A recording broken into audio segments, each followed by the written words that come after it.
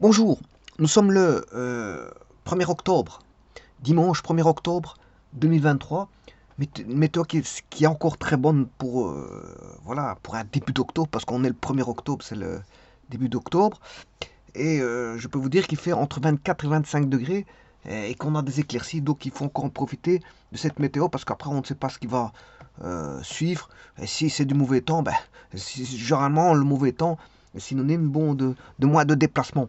Mais malgré tout, bon, quand il faut travailler, et on est obligé de se déplacer malgré qu'il fasse mauvais. Mais se déplacer, mais travailler en extérieur quand il fait mauvais, c'est pas agréable. C'est surtout ça le point de vue.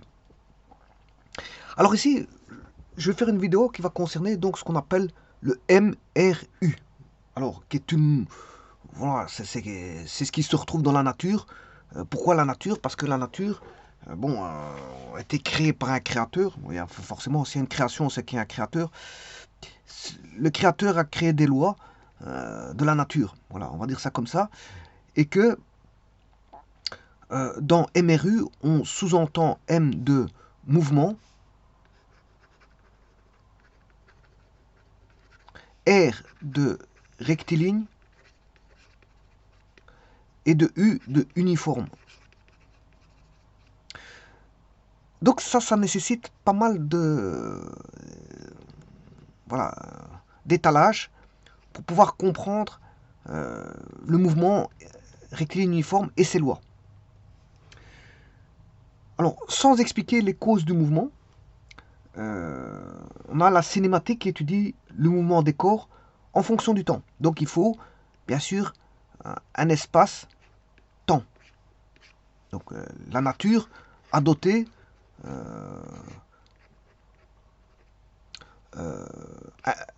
comment a doté l'univers d'un espace dans lequel il y a des événements qui sont subis dans cet espace.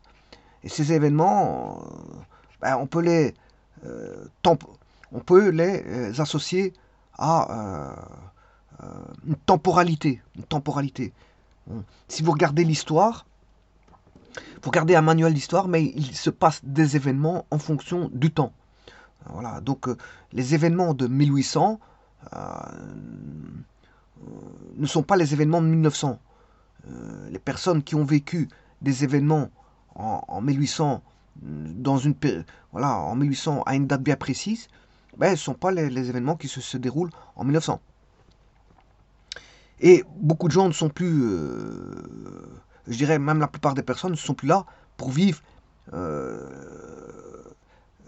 les événements de 1900 comparativement à ceux de 1800. Celui qui est né avant 1800 et qui a vécu des événements en 1800, s'il est centenaire, tant mieux pour lui. Il pourra voir encore des événements de 1900. Sinon, il ne verra plus. Il ne fait plus partie de la temporalité. Parce que quelqu'un qui est mort, bon voilà, il est dans l'éternel. L'éternel. Donc, il n'est plus dans la temporalité, voilà, de cet espace. Donc, qui dit espace dit temps. Donc, c'est lié. C'est lié. On ne peut pas parler d'espace sans parler de temporalité, parce que la temporalité est associée à l'espace. Dès le moment où dans un espace il y a des événements, il y a une temporalité. Et donc on peut décrire le mouvement des corps en fonction du temps. C'est-à-dire qu'un corps ne peut pas passer d'un endroit à un autre sans qu'il y ait l'écoulement d'un laps de temps. Bon, qu'il soit grand ou petit, on s'en fout. Donc, si un mouvement, un mobile, on appelle un corps mobile, voilà, qui est susceptible de bouger, bon, parce qu'il n'est pas obligé de bouger, il peut rester à sa place, on dirait qu'il est à l'état de repos, mais s'il se déplace, voilà, d'une position A à une position B, toujours pour le même mobile M, ben, on aura un espace qui va être parcouru, mais il y a d'office un écart de temps qui sera bien sûr, là on aura TA, là si on met un chronomètre, il sera en A en TA et en B en TB, et le delta T, c'est TB moins TA, qui est l'écart, voilà, du temps entre la position A et la position B du mobile.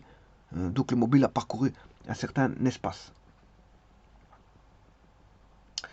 Donc, vous aurez compris que pour savoir comment décrire une loi, ben, tout d'abord, je vous rappelle que la science physique est une science expérimentale. Donc, on va faire des expériences et bon, prendre en compte cette notion d'espace-temps.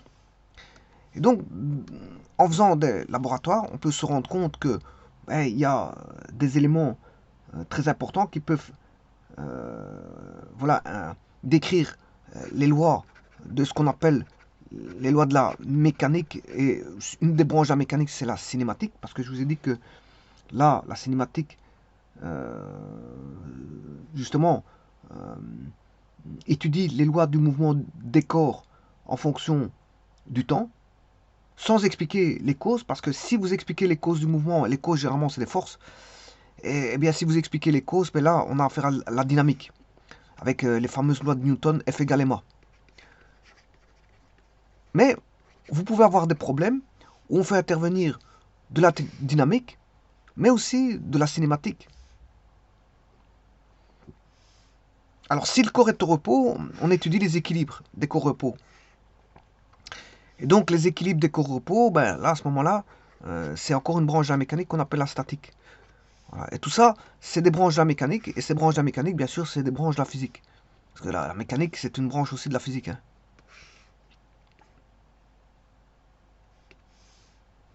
Donc je décrirai ces embranchements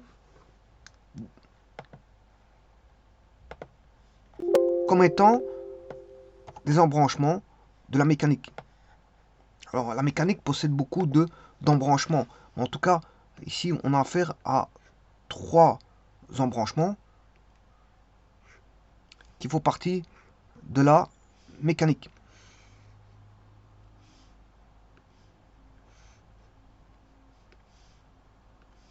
Donc ces trois branches sont chapeautées par voilà, la mécanique. Donc dans un cours de mécanique, ben, vous verrez un petit peu voilà, de la cinématique. Donc c'est l'étude du mouvement sans se préoccuper des causes qui vont produire le mouvement. Mais voilà, si vous voulez vous préoccuper des causes, ben, vous ferez de la dynamique. Sinon, si vous voulez étudier les états d'équilibre, vous ferez de la statique. Voilà. Donc là, la cinématique, c'est là qu'on a les lois du mouvement. On va étudier toutes les lois, les lois du mouvement. Et il y en a beaucoup. Alors, pourquoi les lois du mouvement, il y en a beaucoup? Parce qu'on peut avoir toutes sortes de trajectoires. C'est juste pour ça.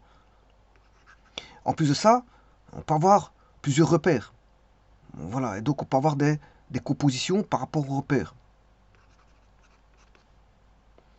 Voilà. Et donc, dans ces lois du mouvement, mais ici, c'est une des lois. Une des lois. Une des lois particulières, c'est que la trajectoire, elle est rectiligne. La trajectoire est rectiligne. Voilà. Et bien sûr, on a un mouvement. Donc on a un déplacement. Voilà. Et bien sûr, ici, ça veut dire uniforme, ça veut dire que ça se fera à vitesse constante. Voilà. Donc là, on a une loi du mouvement qui est une loi particulière qu'on appelle le mouvement rectiligne uniforme. Donc, si vous avez une trajectoire qui est rectiligne ou qui est susceptible de, je veux dire, de, de, de se simplifier au travers d'une trajectoire rectiligne, supposons que le mouvement, vous dites qu'il fait ça, mais bon, vous dites que bon, c'est plutôt une trajectoire plutôt rectiligne, mais vous allez étudier ce qu'on appelle le mouvement rectiligne. Alors, bien sûr, ici, c'est rectiligne. C'est un mouvement rectiligne sous forme d'une droite, hein, parce qu'il existe aussi les mouvements rectilignes circulaires, etc. etc. Mouvement rectiligne quelconque. Voilà, il existe différents types de mouvements rectilignes, mais ici, c'est le mouvement rectiligne sous forme d'une droite. Sous forme d'une droite.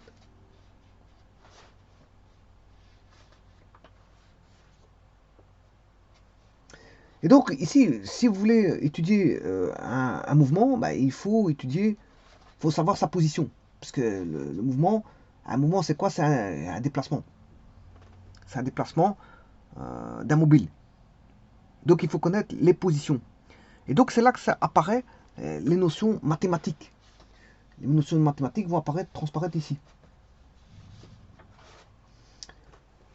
Alors, quand ici, dans les mouvements rectilignes, c'est une translation. Hein. Par exemple, vous avez un mobile qui est ici. Voilà. Ben, ce mobile-là va tout simplement faire voilà, une translation pour aller d'un point A à un point B, c'est qu'il s'est translaté. Donc, ici, quand je dis rectiligne, c'est dans le sens de translation rectiligne.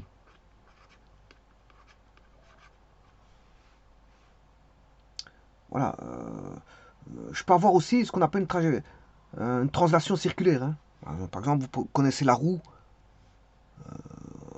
La roue.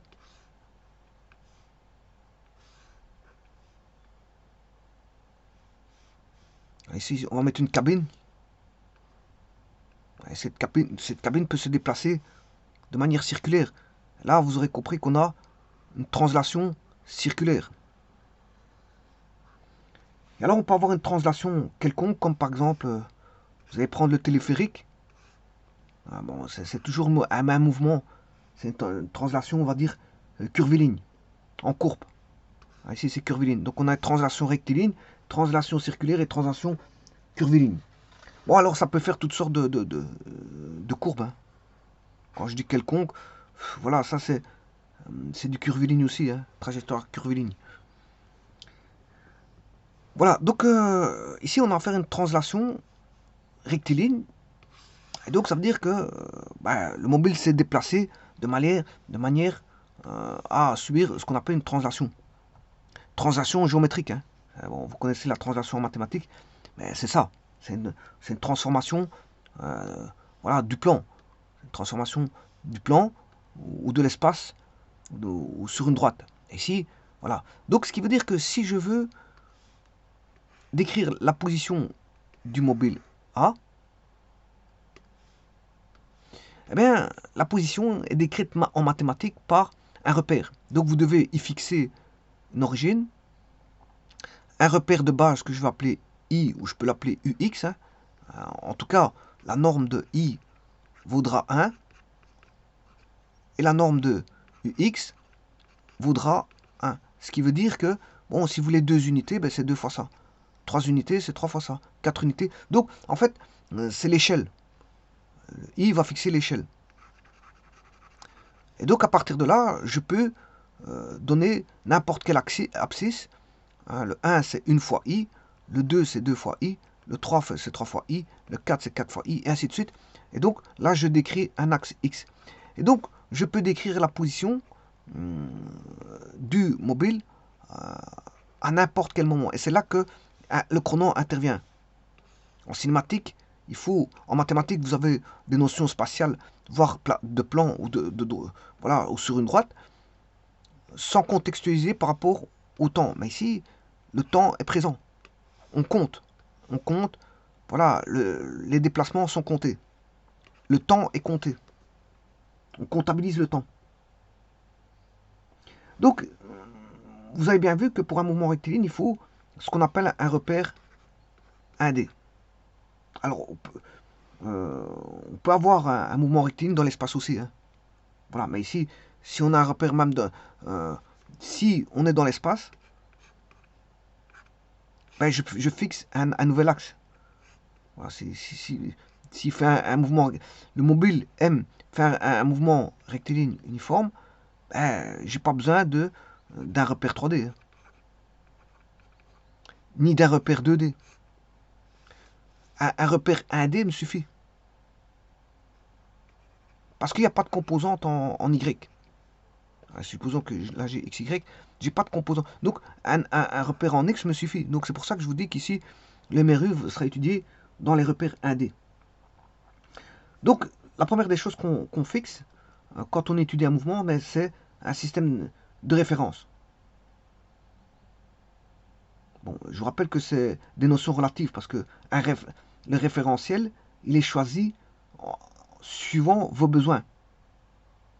Alors, il est utile de mettre il est nécessaire de mettre un repère, mais ça ne suffit pas parce qu'il y aura des équations qui ressortent de ça. C'est une condition nécessaire de poser un repère, mais c'est pas suffisant. Parce que l'autosuffisance, elle vient euh, quand on a mis le repère et les équations. Parce que, voilà, quand on a décrit toutes les équations.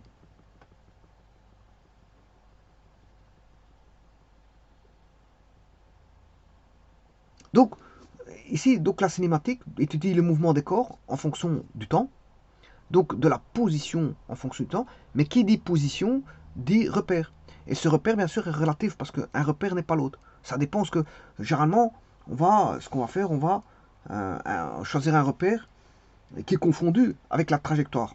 Voilà, en général, on va faire ça. On va mettre un repère qui est confondu avec la trajectoire. Mais je pourrais mettre le repère ailleurs. Je ne suis pas obligé de le mettre sur la trajectoire. Donc, ces notions-là, alors mettre un repère ailleurs, par rapport, ben, ça veut dire que si vous mettez, si on a trois personnes qui décident de faire l'étude d'un mobile, je vais ouvrir une page, je m'excuse, ça prend du temps. Voilà. Supposons que j'ai deux repères. Alors, le mouvement, supposons qu'on a une route montante qui est en mouvement, le véhicule est en mouvement rectiligne. Voilà. Bon, certains prendront un repère comme ceci, d'autres comme ceci, et d'autres comme ceci. Donc ça veut dire, déjà ici, qu'est-ce que vous avez? Ben, là, on a une origine O qui est ici. Je peux mettre le I ici. Le second, on peut mettre son origine O' là. Et va mettre un repère I comme ceci. Voilà. Et un troisième va mettre un repère au second avec un I qui est, par exemple, comme ceci. Bon, chacun n'est pas obligé d'avoir, on n'est pas obligé d'avoir la même échelle. Donc ce sera un repère X, là un repère X', et là un repère X seconde. Alors vous voyez que les uns par rapport aux autres, ben, qu'est-ce qui se passe? Ben, ils sont décalés. Ils sont décalés. Donc déjà, à la base, on a un vecteur de décalage entre les trois repères. Ça, c'est une chose. La seconde, vous pouvez voir que les échelles n'ont pas été prises de la même manière pour tous. Bon, les vecteurs de base ne sont pas les mêmes. C'est ça que je veux dire. Donc, vous voyez que les repères ne sont pas les mêmes. Bien que ce soit des repères tous les trois 1D. Des repères linéaires sur une droite. Enfin, c'est des repères sur une droite. Sachant que la trajectoire, elle est ici. Hein. Ça, c'est la trajectoire. Donc, vous voyez que repérer, ben, ça dépend du repère que vous choisissez. Toutes ces sont des notions relatives. Et donc, les équations qui vont ressortir dépendra du repère. Donc, les équations sont associées au repère. Bon, mais c'est pas parce que les équations sont associées au repère que on aura des différences. Non, c'est juste qu'on aura des décalages. Et voilà. Et bien sûr, on aura juste des décalages. Et bien sûr, avec des facteurs démultiplicatifs en fonction de si vous avez pris. Quelqu'un a pris un petit i et l'autre un grand i. Ben, bien sûr, vous avez un facteur d'échelle. Donc on aura un décalage plus un facteur d'échelle. Mais les lois restent les lois. Hein. Les lois du MRU resteront les mêmes. Bien qu'on a des facteurs de décalage, des facteurs d'échelle, parce que les repères ne sont pas les mêmes, parce qu'on a bien sûr une relativité, bien sûr le mouvement est relatif par rapport à un repère. Un repère n'est pas un autre, et le point de vue, on va dire, situationnel, ou si vous voulez, le point de vue situationnel, j'appelle situationnel, c'est un point de vue, une situation positionnelle, voilà, n'est pas le même pour l'un que pour l'autre repère. Les positions ne sont pas les mêmes. Voilà, parce que c'est normal, c'est pas les mêmes repères. Et aussi, on a une situation temporelle. Hein. On n'a pas qu'une situation positionnelle, on a une situation temporelle. Alors, je vais décrire les lois du MRU. Alors, le MRU, il y a la loi de l'espace en fonction du temps. C'est x0 plus v fois t. Je m'excuse. On a la vitesse en fonction du temps. Et c'est une vitesse constante que j'appelle v0. Elle ne varie pas. Et on a l'accélération en fonction du temps. Mais dans un MRU, il n'y a pas de changement de vitesse. Donc l'accélération vaut A, elle vaut 0. A vaut 0.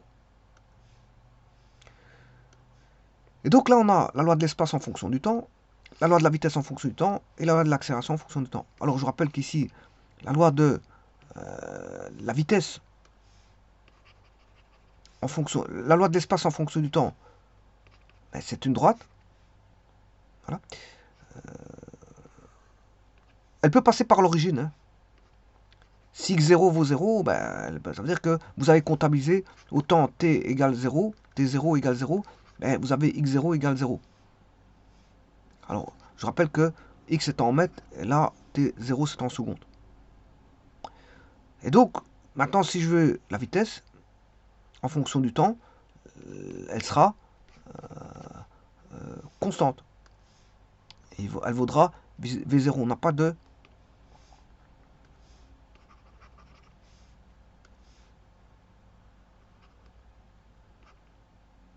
On aura v0 ici, v en fonction du temps. Là, on a v0, bien sûr. Et l'accélération, ben, elle est nulle.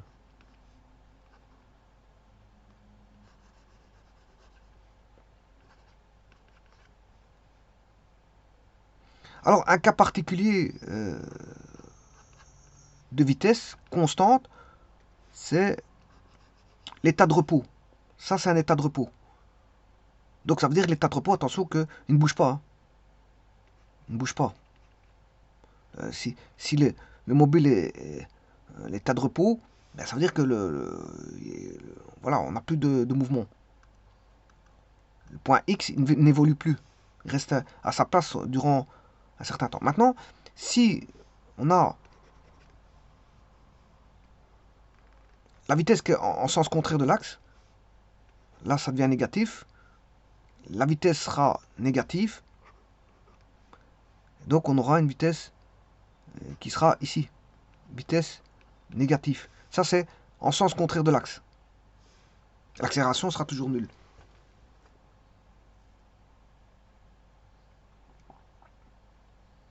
Alors, donc, je vous ai dit que tout est dépendant d'un repère. Donc, il existe le repère 1D. Et ça, c'est bon pour les mouvements rectilignes. Repère 1D. Maintenant, vous pouvez avoir un repère 2D. Bah, c'est bon, par exemple, si vous faites un tir oblique, voir X, Y, bien sûr. Vous ferez un tir oblique où vous étudiez un mouvement quelconque. Voilà. Là, sur XY, j'ai pas besoin de X comme je l'ai dit parce que je peux mettre tout sur un axe X uniquement. Bon, bah, attention que là, on va définir un vecteur I et J. Donc on aura des composantes en X et en composantes en Y. Ça veut dire qu'on aura des sinus alpha et des cosinus alpha qui vont intervenir en jeu. Hein. Voilà, là, c'est normal parce qu'on a du X, Y, Z. Alors maintenant, on peut avoir des repères 3D. Si vous étudiez un mouvement spatial, pourquoi pas. Alors si j'étudie une parabole, enfin une ellipse, je peux étudier l'ellipse sur un plan XY. Hein. Bon, mais maintenant, on peut avoir des coordonnées, voilà, on peut avoir l'ellipse qui est donnée sous forme de, voilà, avec des paramètres.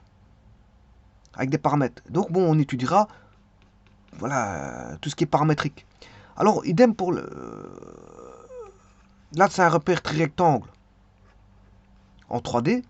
On a un repère 3D. Là, on va étudier, si on étudie un mouvement, ben, on aura plusieurs types de repères possibles. On peut étudier en cartésien, X, Y, Z. Voilà, dans un repère polaire. Ça dépendra du mouvement qu'on a. Si c'est plus facile de l'étudier dans un repère polaire, bon, on l'étudiera dans un repère polaire. Voilà, il y a plusieurs types de repères, hein. Suivant, je veux dire, le mouvement, on va utiliser un repère qui est adéquat pour faciliter les calculs, hein. Voilà, pour faciliter voilà, la vue de l'équation et faciliter les calculs. Faciliter les calculs, ce n'est pas faciliter la vue de l'équation. Faciliter la vue de l'équation, c'est une simplification. Voilà, il y a simplifier les calculs et voilà, de voir les calculs sur une meilleure forme. Une meilleure forme plutôt que d'avoir des extensions de calcul bon, qui donnent voilà, des grands. Voilà, des grandes tournures de calcul. Pour éviter ça, bon, on peut mettre des repères adaptés. Des repères adaptés. Alors, bien sûr, il y a les coordonnées polaires. On peut travailler en sphérique ou en cylindrique. Voilà, tout ça, ça dépend du mouvement. Si vous étudiez par exemple une hélice, ben, vous allez rechercher les coordonnées cylindriques, hein. Voilà, si vous travaillez avec une hélice, le mouvement d'une hélice, ben, vous voyez que ça fait la forme d'un cylindre. Donc, c'est mieux d'aller rechercher les coordonnées cylindriques. Donc, vous voyez que ça dépend. Ça dépend.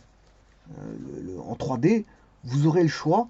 Et alors, ce qu'on peut avoir aussi, c'est voilà, des compositions de mouvements. On peut avoir plusieurs repères 3D. Plusieurs repères 3D. Donc, il faudra, je veux dire, exprimer voilà, les vitesses et les accélérations d'un repère par rapport à l'autre. Et là, c'est ce qu'on appelle la composition des mouvements. Alors, je disais, je reviens au MRU.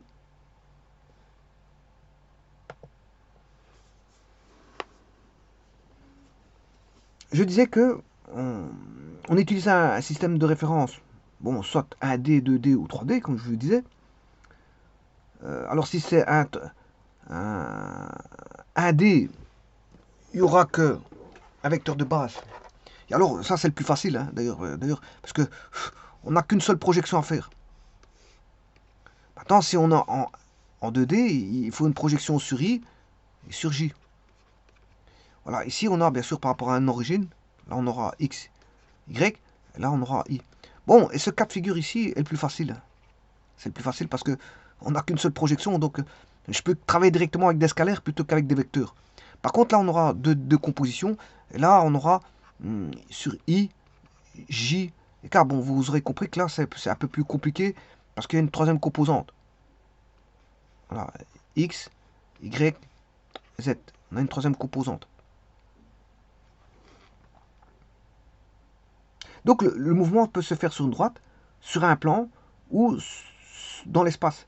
Et donc, il faudra adapter, je veux dire, le repère en fonction de la situation. Si on est le mouvement est sur une droite, dans un plan ou dans l'espace. Et donc, comme je dis, en mouvement rectiligne, bon, un seul axe suffit.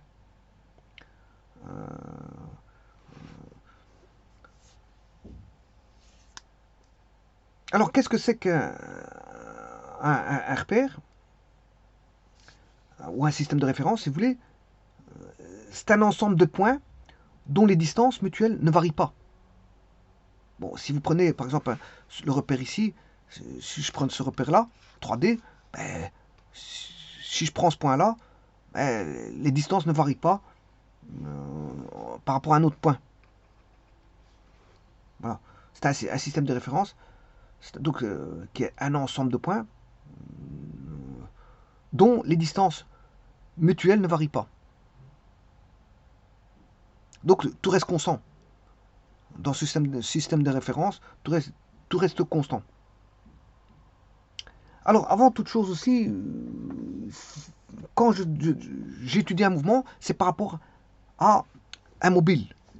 Et donc, là aussi, il y a des hypothèses à faire sur le mobile. Simplificatrices, bien sûr, parce que le tout, c'est la cinématique. Bien sûr, elle ne fait pas des équations difficiles, puisque justement, si je vous ai dit qu'il y a plusieurs types de repères en 3D, c'est pour choisir son meilleur repère et pour faire voilà, les équations les plus simplifiées. Donc en mécanique, on simplifie beaucoup. On simplifie beaucoup.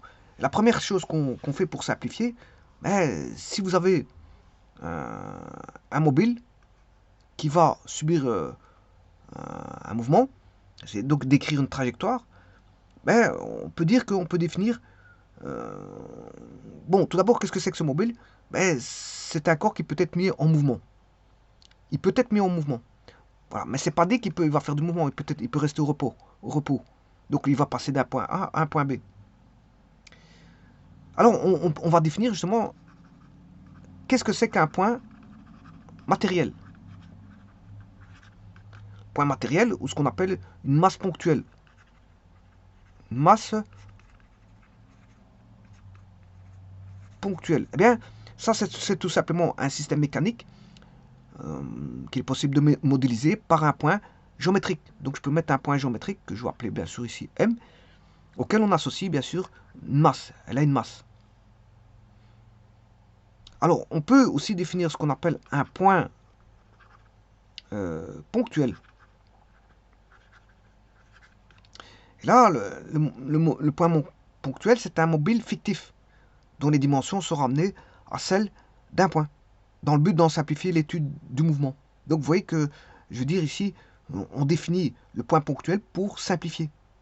Par exemple, si je veux étudier l'étude du mouvement d'un véhicule, voiture, train ou peu importe, ou avion, se déplaçant sur une route pour un véhicule, une camionnette ou un camion ou une voiture, sur mer pour un bateau ou autre, voilà, et sur air pour un avion, ben on représentera le mobile par un point qui se déplace et c'est plus facile. Donc c'est plus facile. Donc la mécanique institue des petites règles de simplification, simplificatrices. Donc on entrevoit, voilà, le but c'est pas de rendre les choses compliquées, bien que les équations, beaucoup de équations sont compliquées hein, en mécanique, mais c'est de simplifier. Alors, on va décrire la position comment? Par un vecteur. Un vecteur, ce qu'on appelle un vecteur position. Alors, si on est dans l'espace, on a l'origine ici, le vecteur position. Si un point est ici, ben, le vecteur position, c'est R de t. C'est un vecteur qui indique la position. Bien sûr, vous aurez compris que ce point-là, le vecteur position, aura la même valeur que les coordonnées. Hein. Si je pose que... Pourquoi? Parce qu'il est le vecteur relié à l'origine. Dès le moment où un vecteur relié à l'origine, ben, si le point M a pour coordonnées x1, y1, z1, ben, R de t, ce sera x1. Alors je vous rappelle le vecteur de base, i, j et k. On aura ri plus yj plus zk. Voilà. Bon, mais ça, vous aurez compris que c'est dans l'espace.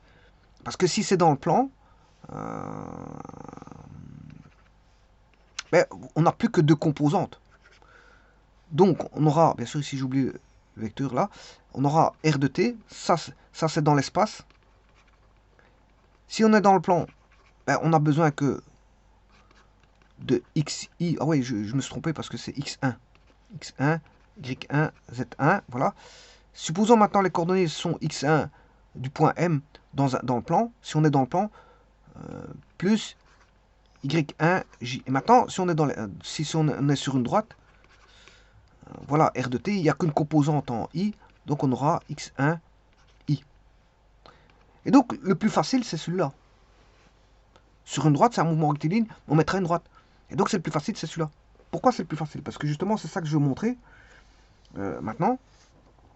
C'est que, ben, comme il n'y a qu'un seul vecteur, il n'y a pas à décrire voilà, une composante par rapport à une autre. Par exemple, si j'ai I et J, je suis obligé de décrire par rapport à I, par rapport à J. Mais par rapport à I, je peux enlever le I. Je peux enlever le I. Parce qu'il n'y a qu'une seule composante. Donc je peux travailler à la place de travailler en vecteur, je travaille en scalaire. C'est-à-dire que là, maintenant, je vais faire les calculs pour trouver la loi. J'ai une origine que je vais appeler O. Attention de bien mettre votre vecteur de base, I ou UX, hein, peu importe comment vous l'appelez. Et là, j'ai X. Et là, supposons que le mouvement, le point, voilà, j'ai comment est-ce qu'on appelle ça, un mobile ponctuel en M1. bien sûr, qui va occuper dans le repère une position x1. Et maintenant, le mobile se trouve au point M2. Donc je parle du mobile ponctuel, se trouve en M2, avec la position x2 dans le repère x. Là, x1 est à l'instant t1 et x2 est à l'instant t2. Alors, qu'est-ce que c'est qu'un mouvement uniforme? C'est lorsque le mobile M parcourt, le mobile ponctuel, hein, j'ai pris un mobile ponctuel, parcourt des espaces égaux en des temps égaux.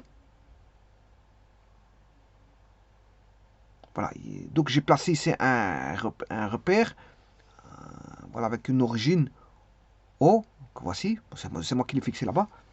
Voilà, donc, comme je viens de vous dire, un mobile, enfin un mouvement, je m'excuse, c'est un mouvement est uniforme lorsque le mobile parcourt des espaces égaux en des temps égaux. Alors, je rappelle que si la position d'un point M varie par rapport au système de référence, alors le point M est en mouvement. Par rapport à ce système, bien sûr, un système de référence. Et l'ensemble des points sera appelé la trajectoire. Alors, si la trajectoire d'un point M est une droite, on dit que le mouvement du point est M est rectiligne. Alors, si le mobile est en M1, en position X1 par rapport au repère, à l'instant T1, bien sûr, et le mobile, que je vais appeler mobile bien sûr ponctuel, est en M2 en position X2 à l'instant T2, mais par définition, on aura le vecteur position, là, son vecteur position, c'est OM1. Alors, je vais le descendre un petit peu, trop tard. Je vais l'exprimer par rapport à I, vous l'aurez compris. OM1. Mais à l'instant T2, on a un vecteur position. Sa position est donnée par OM2. C'est le vecteur position. Voilà. OM2. Donc, ici, si je fais, donc ça c'est le vecteur OM2, OM2 moins OM1 sur T2 moins T1, OM2, ben, c'est X2 fois I moins X1 fois I, le tout sur T2 moins T1, et donc on aura X2 moins X1, le tout sur T2 moins T1, le tout fois I, et là c'est ce qu'on appelle la vitesse. Attention que c'est la vitesse, on va dire, parce qu'on a un vecteur ici, hein, un vecteur. Donc maintenant, si vous voulez la vitesse, la norme de la vitesse, ben, c'est tout simplement le scalaire x2 moins x1 sur t2 moins t1. Voilà, donc attention que le temps est scalaire, hein, mais la position est vectorielle ici. Hein, la position est vectorielle. Donc sachez que la position est une notion vectorielle par rapport à une origine donnée. Voilà, donc c'est pour ça que j'ai introduit une notion de vecteur position. Le vecteur position est vectoriel, mais le temps est scalaire. Le temps n'est pas un vecteur. Et donc là, si je fais une projection du vecteur v sur i, il n'y a qu'une seule composante en i. Donc je peux aller rechercher directement voilà, sa valeur scalaire qui est x2 moins x1, qui sont ses coordonnées en fait. Ce sont les coordonnées. Donc des composantes, je passe aux coordonnées. Pourquoi? Parce que eh bien, on n'a qu'une seule composante en i. Voilà, sa projection directement sur l'axe x, c'est x2 moins x1, voilà, divisé par t2 sur t1 est égal, et ça c'est la vitesse. Or, on sait bien que par définition, euh, euh, un mouvement est uniforme lorsque le mobile m parcourt des espaces égaux en des temps égaux, donc ce qui veut dire que la vitesse est constante, tout simplement. Vous avez la vitesse qui est constante. Alors ceci peut s'écrire aussi delta x sur delta t. Voilà. Delta x sur delta t.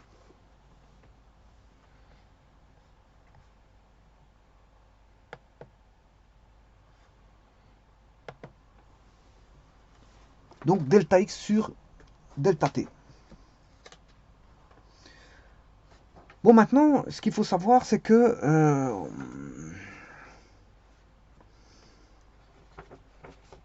la vitesse est un vecteur appliqué au point M et dirigé dans la direction et le sens du mouvement, et dont la norme est égale, dans le cas du mouvement rectiligne, à la valeur algébrique prise, bien sûr, en valeur absolue.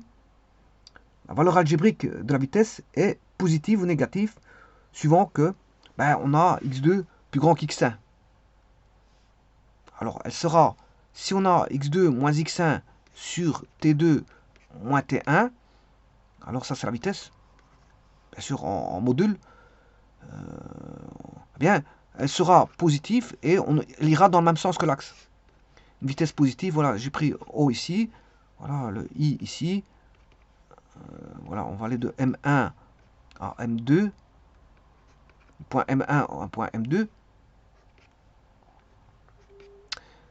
là c'est X, bien, là on a X1 bien sûr, là X2, si X2 est plus grand que X1, ça veut dire que, bon, le temps il s'écoule toujours de façon positive. Il s'écoule, là en T1, T2 est plus grand que T1, hein, ça c'est d'office. Hein. On ne recule pas avec le temps. Par contre, la position, X2 est plus grand que X1, ça veut dire que X2 moins X1 est positif, ça veut dire que la vitesse va dans le même sens que l'axe. Maintenant, si vous avez X2 moins X1 qui est négatif, T2 moins T1, ça veut dire que vous aurez compris que là, on a X1, et là, X2, ça veut dire qu'il va dans le sens contraire de l'axe. Parce que X2 moins X1 est négatif, X2 plus petit que X1. Donc là, on a une vitesse négative et là, une vitesse positive. Donc s'il va dans le sens contraire de l'axe, la vitesse est déclarée comme étant négative. Donc là, X2 plus grand qu'X1, mouvement vers la droite et par rapport à l'axe, bien sûr. Ou si on a X2 plus petit que X1, mouvement vers la gauche, dans le sens opposé du vecteur I. Alors, vous allez me dire maintenant l'unité de mesure de la vitesse. Tout dépend du système. Si on est dans le système physique MKS, MKSA, mètre kilogramme seconde ampère, ou si on est en centimètres gramme seconde ou en M K'(S), ça c'est le système des mécaniciens, c'est le kilogramme force, mètre kilogramme force seconde. Alors je peux mettre les dimensions si vous voulez, les équations de dimension. Enfin ici je ne vais pas mettre les équations de dimension, mais je vais mettre la dimension tout simplement de la vitesse. Là on est en mètres par seconde dans le système dans le MKSA, ou si vous voulez je peux l'écrire comme ça. Dans le système centimètre gramme seconde, ce sont des centimètres par seconde, ou je peux écrire centimètres seconde moins 1. Dans le système MK'(S), c'est le kilogramme force qui est pris en jeu ici, mais on est toujours en mètres par seconde, ou mètres fois des secondes moins 1, et vous aurez compris que la vitesse, c'est des mètres par seconde. Qui dit mètres par seconde, dit une longueur sur un temps, ou si vous voulez, une longueur fois un temps moins 1. Donc, la dimension, c'est une longueur fois un temps moins 1.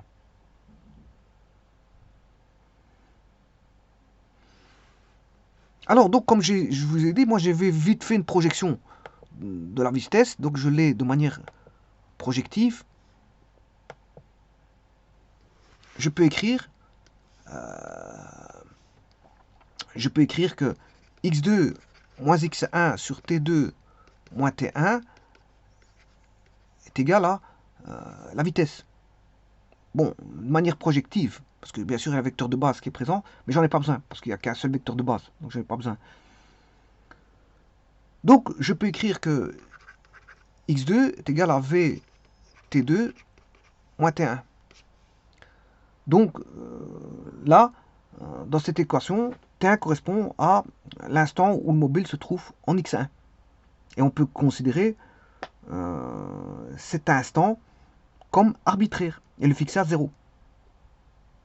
C'est ce qu'on fait quand on a déclenché un chronomètre lorsque le mobile passe en x1. Voilà. Donc, s'il est arbitraire, celui-ci, je peux dire que T0, c'est T0. T0 égale 0. Donc là, j'écrirai, alors x1,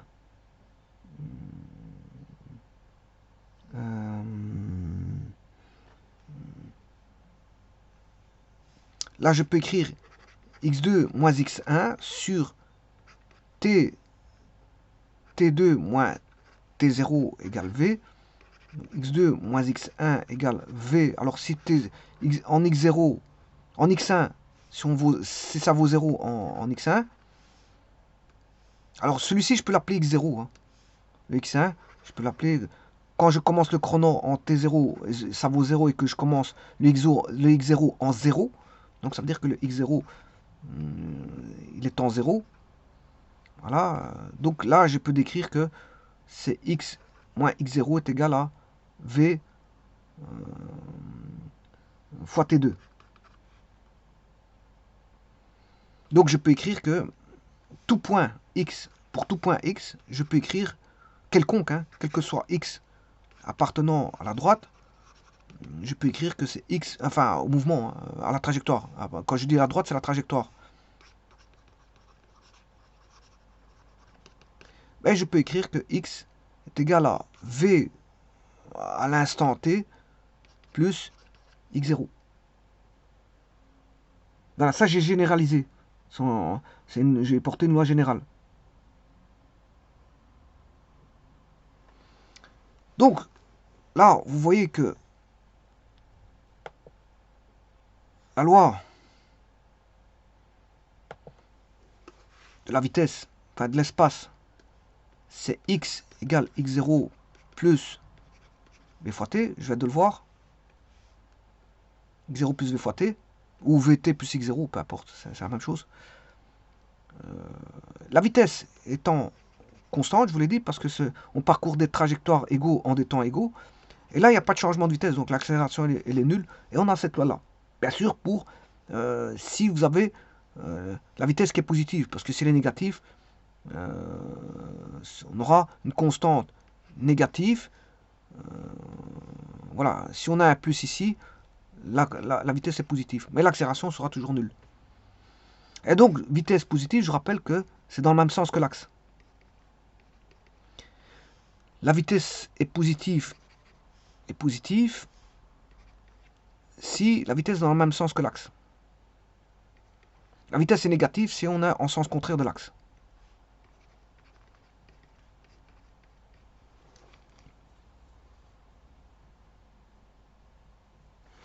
Et donc là, les lois, je vous les ai décrites tout à l'heure, ben on a ceci, si c'est positif, x en fonction du temps, et on a, bien sûr, le x0, il se trouve là.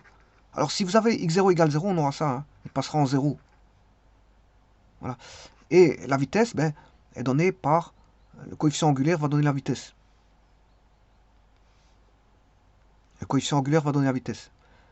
Maintenant, ici, pour la loi de la vitesse, elle sera, si on est en état de repos, la vitesse est nulle.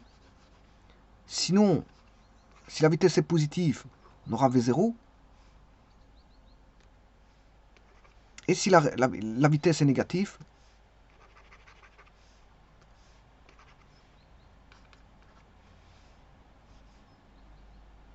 on aura moins V0. L'accélération est toujours nulle. Parce qu'on n'a pas. C'est un MRU. Donc dans les MRU, il n'y a pas d'accélération.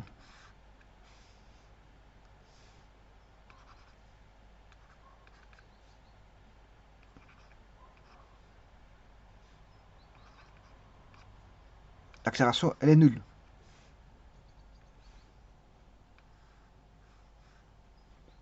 Elle vaut 0.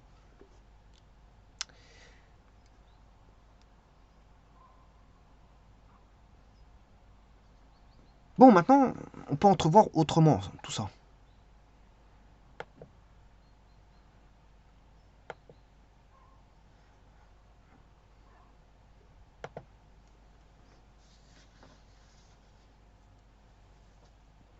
on peut l'entrevoir autrement.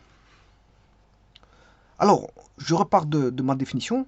Je dis que dans un paire donné, un point est animé d'un mouvement rectiligne uniforme si et seulement si son vecteur vitesse reste constant. Alors tout à l'heure, j'avais décrit voilà, le mouvement rectiligne uniforme s'il parcourt des vitesses, enfin des espaces égaux en des temps égaux. Et donc ça, c'est la vitesse, bien sûr. Hein. Alors si son vecteur vitesse reste constant, ce qui signifie que, bien sûr, le sens, la direction et l'intensité du vecteur vitesse ne varient pas. Alors, dès le moment où je pars de ça, je dis que la vitesse est en constante. Attention que c'est une constante vectorielle. Et comme je choisis un repère d'axe x' x confondu avec la trajectoire, ben, je peux écrire que v est égal à quoi? Ben, v de x fois i. Voilà. Et si je mets la composante de la vitesse, qui est la variation, oui, je vous rappelle que tout à l'heure je l'ai vu en termes de variation, hein, c'est ça la différence. Ici je vais passer à la limite du delta. Voilà. Tout à l'heure je l'ai vu en delta x sur delta t. Maintenant je passais à la limite quand delta t tend vers 0. Et donc ça vous aurez compris que c'est dérivé de x. C'est pour ça qu'ici c'est une autre vue d'esprit. Voilà, et ça c'est égal à constante. Et donc là je peux trouver l'équation horaire. Grâce à ça.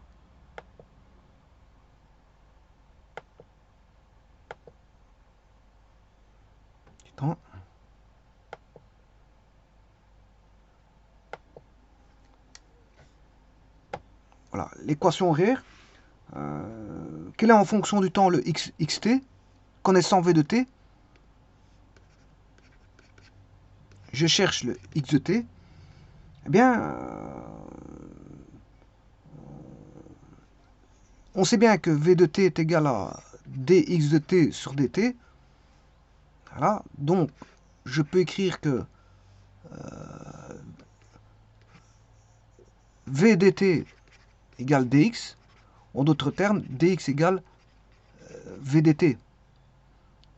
Et donc si je primitive comme ceci, ben, j'ai x des points x1 à x2, ben, je retrouve x2 moins x1 est égal à v étant une constante issues du chaîne primitif, v dt, qui est v fois t, entre les bornes t1 à t2. Bon, je pourrais mettre par des primitives, hein. Ici je l'ai fait par intégrale simple avec des bornes. Je l'ai fait avec des bornes, mais je peux le faire par des primitives et fixer le temps 0 par voilà, x0. Bon, je l'ai fait par les intégrales. Voilà. Je peux le faire par les primitives. Voilà. Donc, alors maintenant, je vais fixer x1 égale x0. Voilà. x0. V. Alors en x0, j'ai t0 qui vaut 0. Et là, on a l'équation horaire. L'équation horaire vaudra x égale v de t plus x0. J'ai l'équation horaire en fonction du temps. Pour bien sûr, un espace quelconque, alors c'est une fonction du temps, c'est x de t est égal v fois t plus x0. Alors ça c'est pour un temps quelconque. Et donc va donner l'espace en fonction du temps. Ça décrit une équation, ce qu'on appelle l'équation horaire.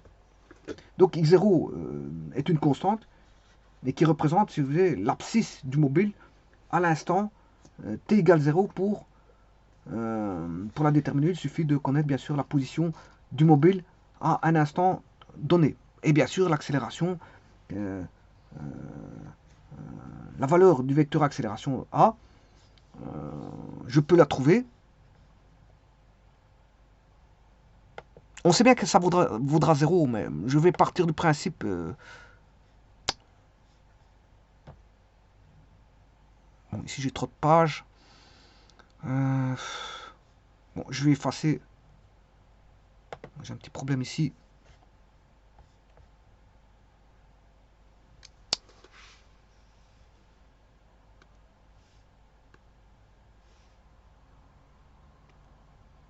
Bon, je vais effacer une page pour dire, parce que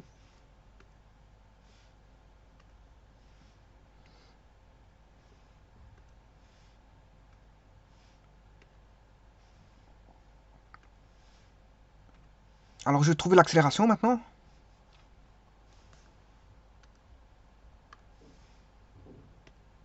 Voilà. Alors, bien sûr, il faut partir. Vous connaissez la loi de la vitesse. Vitesse égale constante. X égale x0 plus v fois t. Eh bien, on sait bien que l'accélération, c'est la variation de la vitesse en fonction du temps. Encore une fois, c'est a égale limite quand delta t tend vers 0 de delta v sur delta x, qui est tout simplement dv sur dt. Et vous faites le même calcul. A dt est égal à... enfin, c'est plutôt... dv sur dt, oui.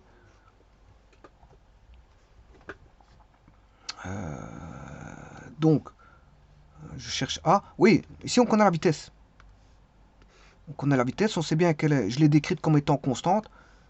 Donc, ce qui veut dire, si la vitesse est constante, dérivée d'une constante par rapport au temps, ici, ça fait 0. Donc, on trouve l'accélération qui est nulle. Donc, il n'y a pas besoin d'aller plus loin.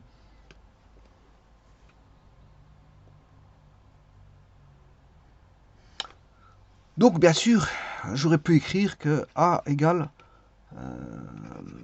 dv sur dt, qui est égal au vecteur nul. Hein. Bon, ça, c'est au niveau vectoriel. Mais comme on n'a qu'un seul axe i, bon, si je fais une projection directe sur l'axe, l'accélération est nulle aussi. Hein. Voilà. Alors, on va faire un petit calcul.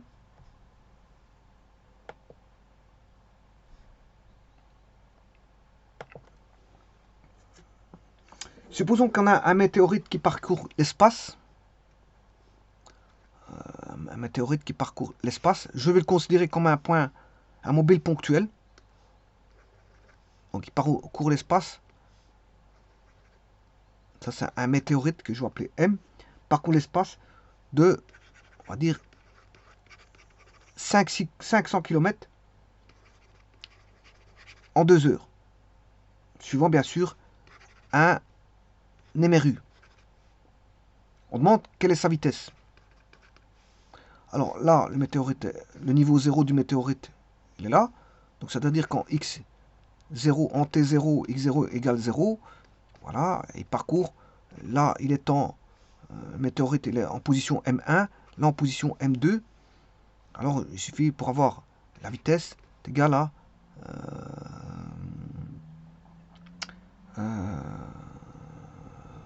donc on sait bien que x égale x0 plus v fois t. Donc x moins x0 est égal à v fois t. Donc x moins x0 sur t moins t0. Hein, on va dire que c'est t moins t0 ici.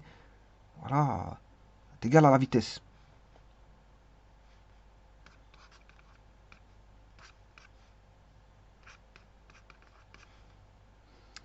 Voilà, donc la vitesse, c'est tout simplement... Alors, comme x0 vaut 0, t0 vaut 0, c'est la vitesse vaut x sur t. Alors, en mètres par seconde. Or, ici, j'ai 500 km. 1 km, c'est 1000 mètres. Donc, c'est 10 exposant 3. 500 km, c'est 500 fois 10 exposant 3. 2 heures. 1 heure, c'est 3600 secondes. C'est 2 fois 3600 secondes. Et vous aurez la vitesse en mètres par seconde. Alors, si vous voulez en kilomètres heure, 500 km en 2 heures, ben, en 1 heure, c'est 500 divisé par 2. Donc, il fait 250 km à l'heure. Donc, la vitesse du météorite ici égale 250 km par heure. Bon, mais ce qui fait... alors, pour passer en mètres par seconde, il suffit de diviser par 3,6. Ça fait 69,44 mètres à la seconde.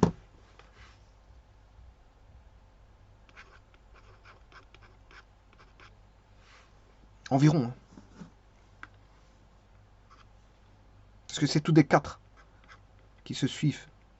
Donc je mets à 2 décimales, c'est environ 69,44 mètres par seconde. Alors, je vais faire le calcul. 500 000 divisé par 2 fois 3600. Je me suis trompé. 500 000, 1, 2, 3, divisé par 2 fois 3600. Voilà, 69,44. Attention de bien mettre les parenthèses ici, si vous faites les calculs à la machine. Sinon, il va vous donner une autre réponse. Donc c'est bien 69,44 mètres.